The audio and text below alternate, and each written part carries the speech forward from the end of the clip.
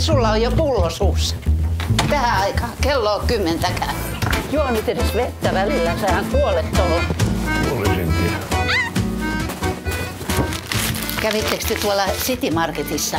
Ei, vähän käy aina siinä Sokkarinas-marketissa. Se on kuulkaa nyt niin upea, kun ne on laittanut sinne remonttia.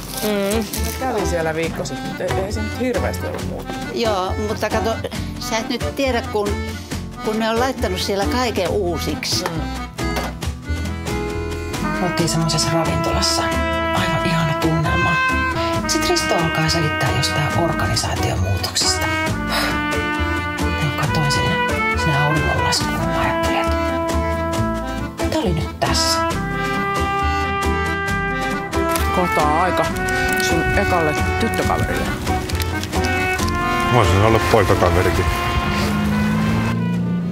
Eilen kun sä vaan luit sillä sun laitteella, sä etkä edes kattonut muuhun päin, niin mulle tuli vähän kurja olo. Lauri, mieti vähän mitä sä teet sun perheelle. Eikö sä välitä meistä ollenkaan? Välitän.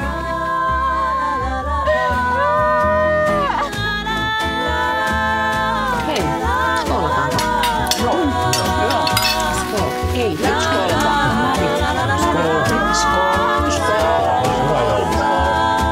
Meillä on ristimme kaikilla tietysti.